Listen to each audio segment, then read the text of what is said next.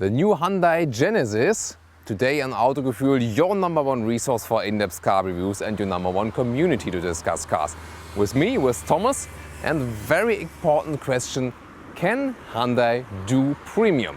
We're going to talk about this question here today in the exterior, interior and the driving review, and it's very exciting for us, especially because it's the first time the Genesis is available in Europe.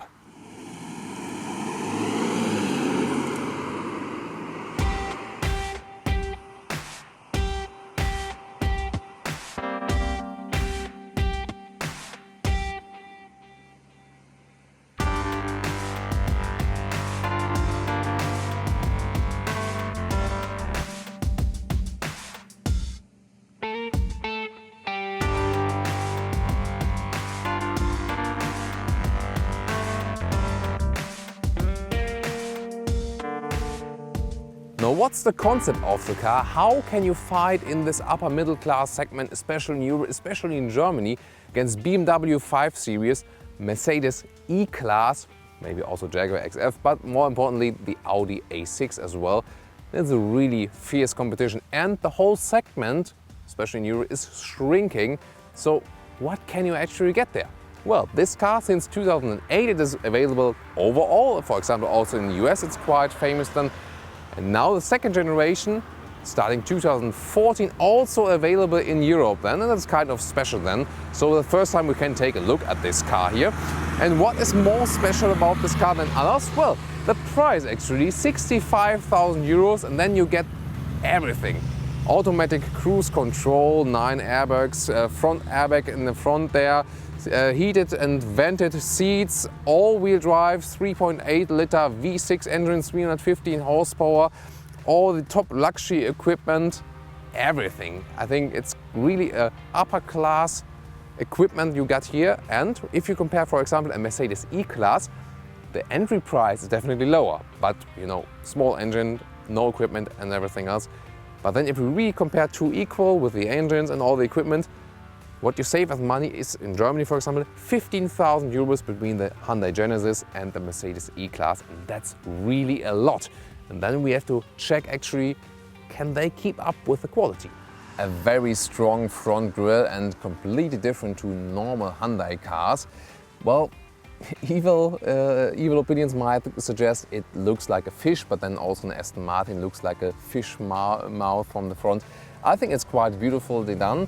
And well, they have used the Genesis logo here in the front and not the Hyundai logo. So we're going to discuss this also in this review. I also want to hear your opinions about that in the comments, because in the rear we'll also see there is still the Hyundai logo. So what do you want to do there? They predominantly use this logo also in the interior, but then also put the Hyundai logo. So I think they should have gone either this or that way. However, the basic appearance is kind of also this contemporary design look here in the front, and we'll soon also see from the side profile that without the logos it is meanwhile very hard to differentiate all the manufacturers in each segment. A length of 4,99 meters and a wheelbase of 3,01 meters, so you can just say in your head 3 meters wheelbase and 5 meters in the total length. This is definitely the upper middle class, but the equipment is also already upper class. We'll soon also see that. About design here from the outside, especially here in the side profile, if you just didn't read the topic of the review, and then I would just tell you this is here the BMW 5 Series. What would you say? No, it isn't? Or yes, it is. I think they resemble here a lot, especially in the side profile. And well, is it bad or not good? I'm not sure. This design here is the predominant one. It goes all the way from the front to the rear, and this coupe ending kind of style. I think it's beautifully done. Overall, a car is usually beautiful when you just use not too many design lines, let's take it this way. And I think that's the same thing that did here, and also with a slightly falling roofline that reduces the space on the interior we later see, but of course a very beautiful shape. So overall I think the designers did a very good job here to design a very nice upper middle class sedan. And now to the rear. If you take the whole concept, you might say yes, the car looks very beautiful, but you know, as the other manufacturers are so predominant in this special class, you always say, oh, this looks like Mercedes, this looks like BMW, so I want to hear your comments about that. What do you see from the rear, what do you see from the front, and what do you see from the side profile? Maybe also a little bit of Infinity, something where it's very interesting, but is it really an own standing design? I want to see your comments below that. What's my opinion here on the rear? I think, again, it's quite contemporarily done, also with this sharp corner. Yeah, then I can say again, it reminds me of, in this case, the Skoda Superb, because we got the sharp light here in this case. But overall, I think if you take everything into the respect, I think you are driving a very beautiful car, no doubt. Let's take a look beneath the hood here. And a lot of you guys have asked me before, we have discussed it in I think 1 or 2 reviews, why do they split the hood here? Because a lot of hoods, which looks better, go here until all the way to the front.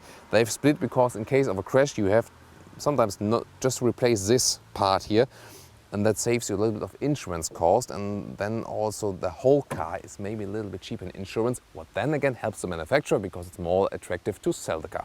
So let's open it. V6, not the most beautiful cover, however, naturally aspirated. I think that's quite good because I don't like the turbos. We had the discussion before. 315 horsepower, actually a lot. This engine is not very common in Germany. In the US you sell those engines quite a lot actually, and well, the consumption is a little bit too high. We're going to talk more about that later on. Acceleration is 6.8 seconds from 0 to 100 kilometers and always combined with the all-wheel drive. Predominantly a little bit more on the rear, so if you compare the torque ratios, what to the front and what to the rear, you always get a little bit more on the rear. That makes the car a little bit sportier.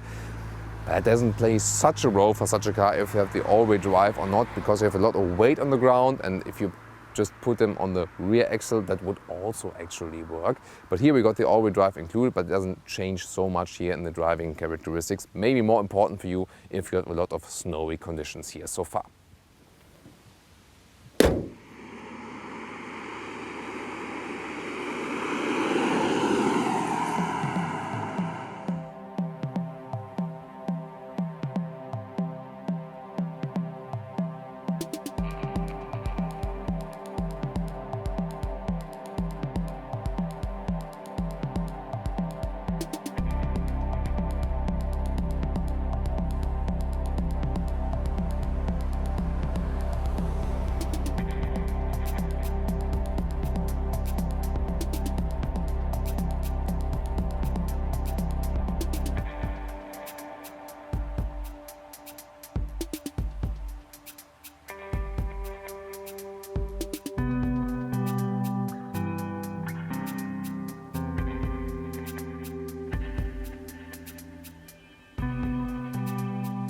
Get inside where we will see all the equipment we have here from serial production.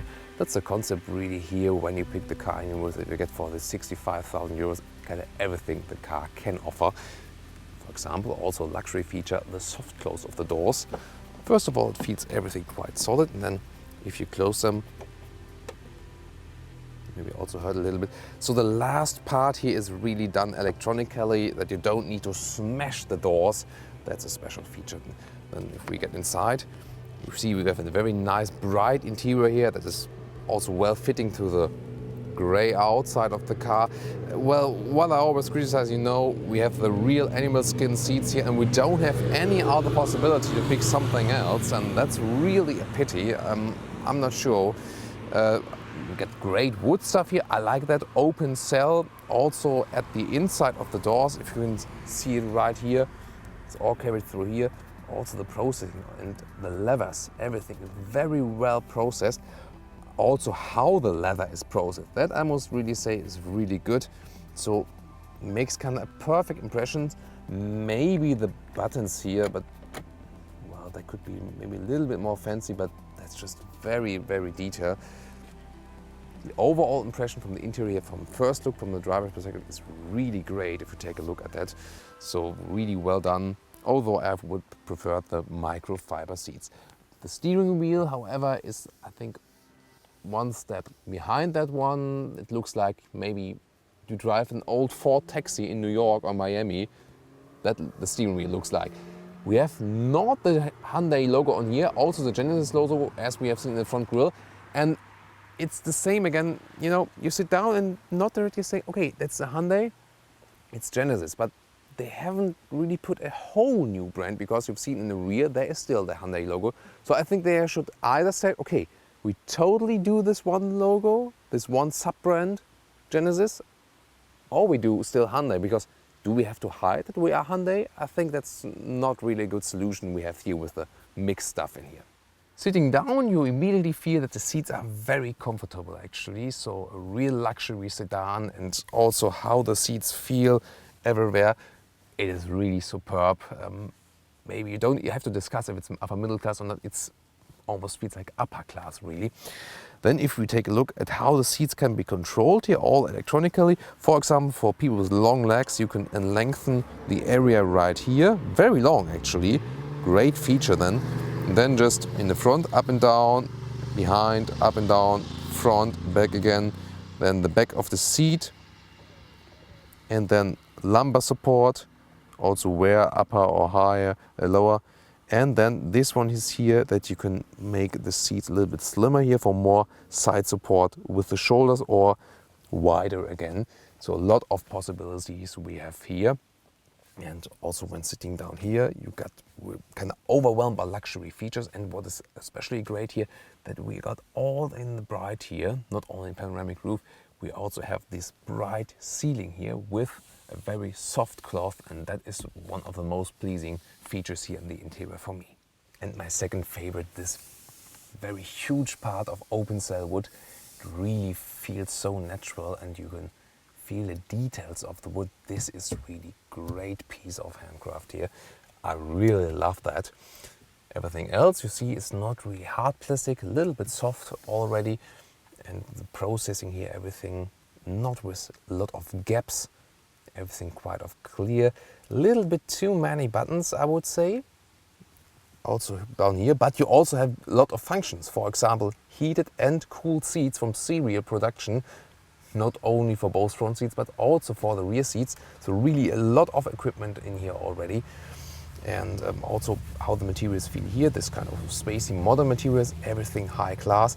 Maybe the only little flaw here is here again. I could imagine that those buttons here, as time comes, they get to a little bit softer, because they're not kind of these sustainable, I would say. But everything else, also here again the gaps and how the functions are here, really look at the details, because when a car costs so much money, you have the right to look at the details. Also the middle consoles, they can really catch up to the German premium manufacturers here, no doubt in this case. And they are still a lot cheaper. And more details you see here from the driver perspective. Again, the steering wheel, I said, not really that fancy. And these buttons here just remind us of the normal Hyundais.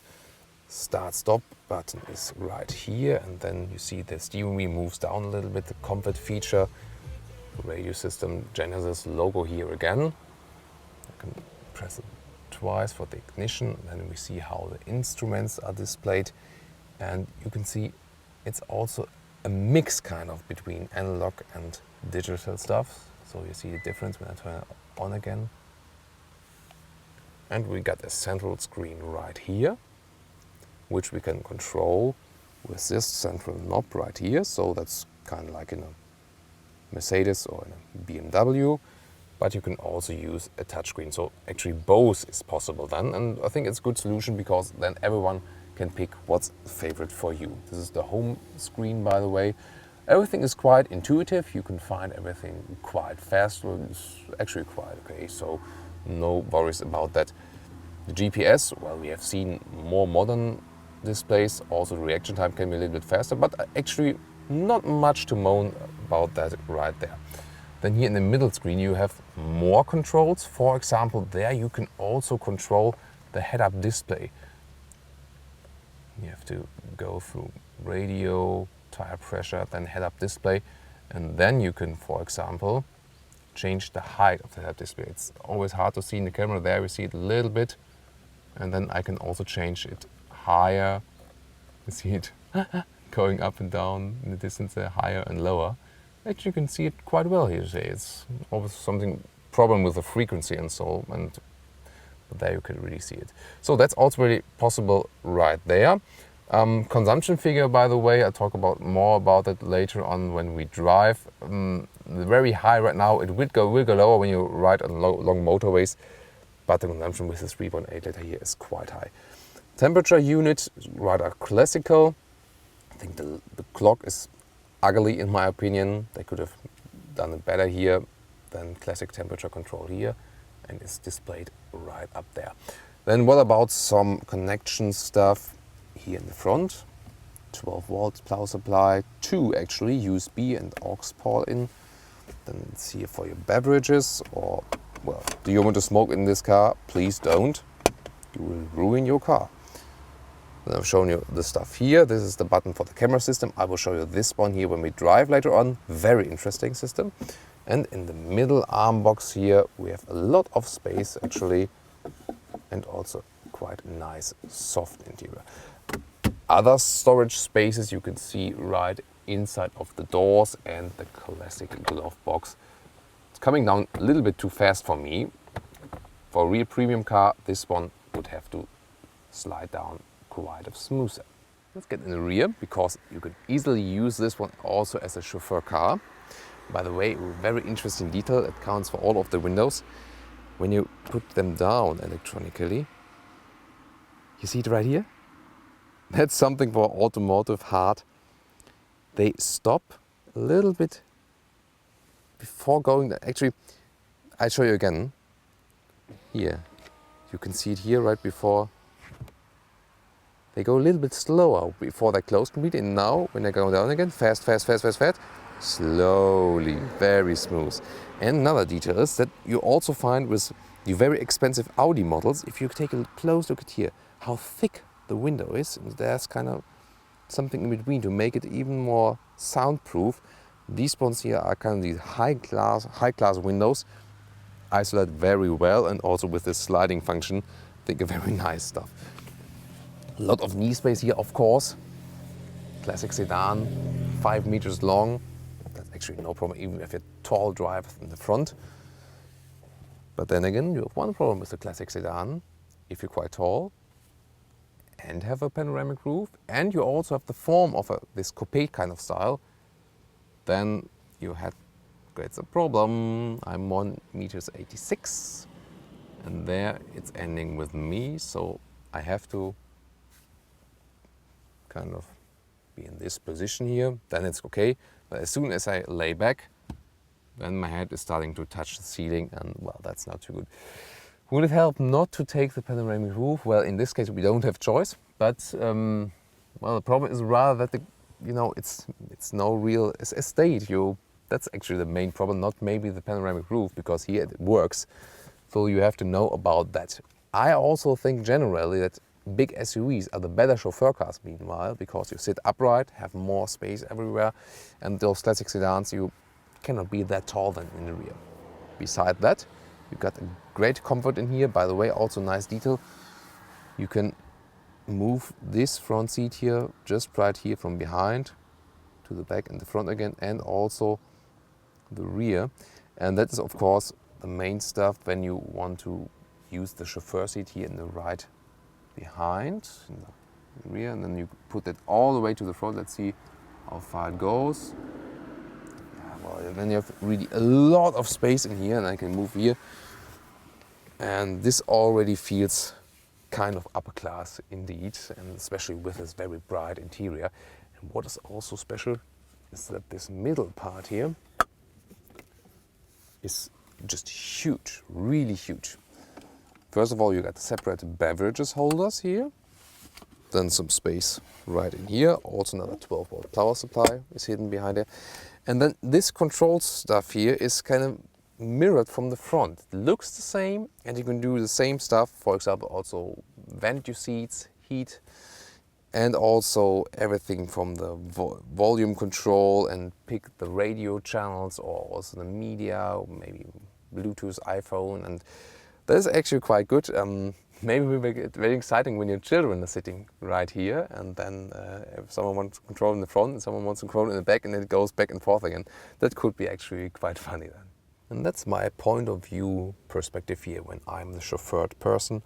A lot of space here. And this is my control unit where I can really choose all for my entertainment or my luxury. By the way, if you really look at those rear seats, don't they remind you of the Mercedes CLS? I'm pretty sure it's kind of the same. This is the key, by the way, Genesis logo, and this will also open as the trunk. Otherwise you can put it right here. Trunk today because this car is also very, very famous in the US. And you see, sedan loading areas are not the most practical solutions. However, this one is quite wide and very easy entry actually.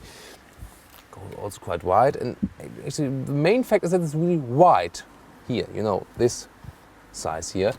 And so I can move around the suitcase here just to show you how much space we really have here. It's actually quite a lot, so I'm quite satisfied with that one here. So don't lose too much space in here. However, if you want a better solution here, then you should of course go for an estate car, but that's not the main purpose in here. But going to the airport with a lot of suitcases is surely possible with that one here. Found no solution to flip the seats. That is surely one disadvantage. By the way, if you want to put some bags in here, there's one more solution. A very handy net on the right or left side. That one is actually missing. Now a little sidekick. It's a little bit darker now. I get closer to the car. The side mirrors open automatically. I didn't press any key, and then the puddle light draws the Genesis logo to the ground. Really a very beautiful feature. Incredible. And then another nice thing is, when I open the car now with the key, you see it is very well illuminated all over the interior here, especially in the front part and also the rear part. And that says another one. Hello, welcome.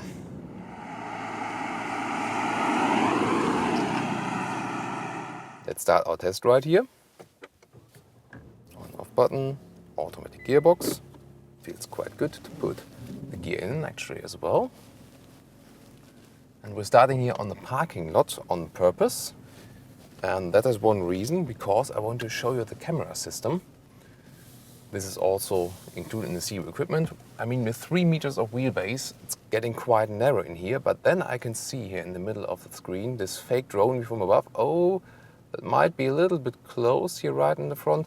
I can also change the view, so I really see the right edge of the tire, the right front. Then I can say, okay, I just take a step backwards again. Then I see the rear view camera.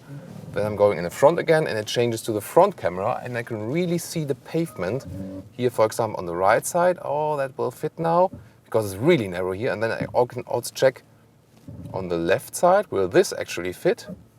And also again from above, because I also want to know, oh, maybe will I damage the back alloy here? And you see this is very close, but due to the system, I can really manage this here. And I think it's very important, because with this 3 meters wheelbase and 5 meters length of the total car, it's really actually nothing for the parking lot. But this system actually helps you that you can get along. And I've shown you already from the outside, these beautiful 19-inch alloys, they can be damaged quite easily, and you really want to pay attention that they stay beautiful for the most of the time. That is also very important. And the same accounts, of course, when it's getting quite stressful here with a lot of other vehicles, then you can also use this camera system, of course. So actually also the resolutions are quite well done here. So I'm really convinced of this camera system, and it's actually very good that it is included in the serial equipment, because when everyone has it, it can really make a difference. So, and then we'll start with the driving experience. As for the normal driving, by the way, I see a head-up display in front of me. Well, so I see the current speed I'm driving. It's also quite helpful. And the first impression when driving is you got a really relaxed ride here. That is also the main purpose of this car, luxury and relaxation. Also very silent how the turning indicators sound. It's also a very good choice in this case. Sometimes we have very annoying sound from turning indicators in this case. From the quality outlook, we have spoken about that in the interior description. When I'm controlling the steering wheel now, I think the steering wheel is one of the flaws in this car. I mean, it's not particularly bad, but just as it is shaped, it's the total opposite of sporty. And even if the car doesn't want to be sporty, I would have expected a little bit more here, because it really makes an impression it would be a cheaper vehicle than it really is. And it doesn't fit to the other overall stuff you see also while driving. You can always take a look at this open cell wood and enjoy it. That's also very nice. Now from accelerating, just from traffic light to traffic light, this 3.8 liter engine is, well, actually too much. It doesn't have to be that big, but we also know that those smaller engines with the turbos, they often consume also a lot of fuel.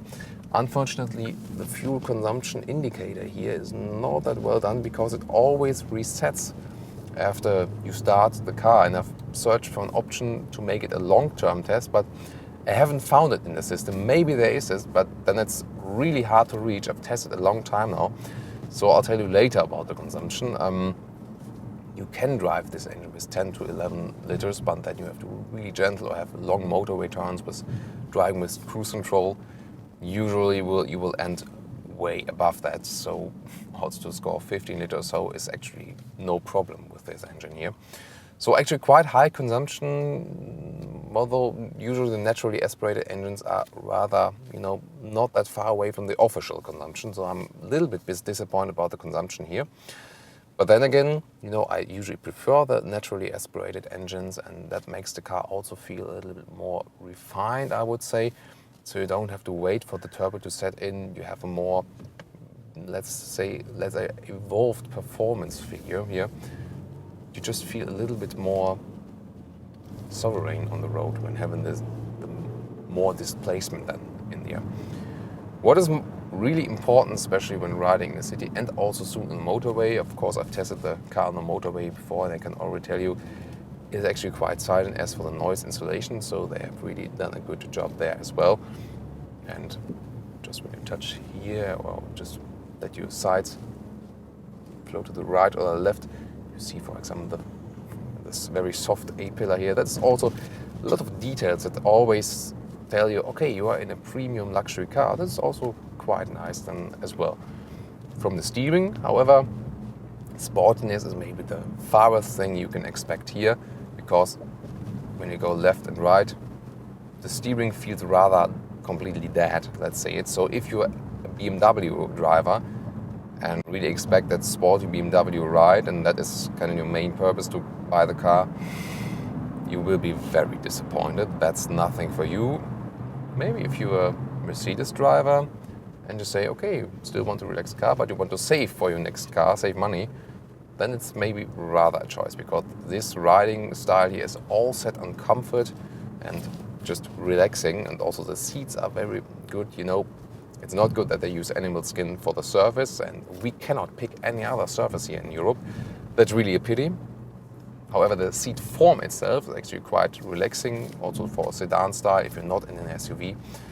So there everything fits to each other, and you don't tend to drive fast in the car. You just relax here also in the city. It doesn't annoy you so much when there's a lot of traffic, because you can lay down and also listen to the good sound system. I think we got 19 speakers here, so a lot of speakers, very good surround sound here as well. So all of these elements fit together. Then again, the leather seats here when I'm driving now, it's not too hot outside, but the sun is quite strong, and then I'm using the seat vent, and it's actually quite effective. It immediately sets in. I feel that it's got some cold air, because using real animal skin seats always makes you sweat like hell, and so you have to do something against it. Seat vent is here also included, even for the rear seats, told you before. That is also incredible just from the zero equipment here. So driving, as I must say, really set all on comfort, and also general good quality impression. Also the automatic gearbox. The engine, as I said, could consume less. That's, I think, an important factor. And the car is kind of heavy. It's like riding a big ship. You often say it in Germany, by the way. So one German lesson again from Mario, he always requests that. In Germany we say, das Auto fühlt sich an wie ein Schiff. So the car feels like a ship.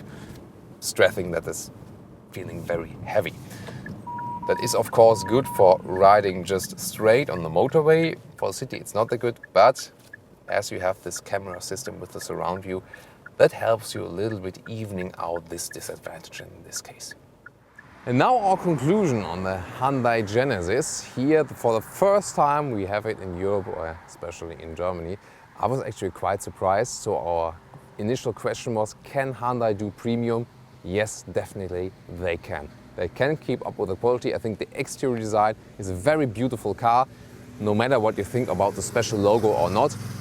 And there's always the discussion, well, have they taken something from BMW, from Mercedes, from whatever, but it's always the question, who took what from whom? It's not easy to find out actually. Basically the interior quality was also very promising.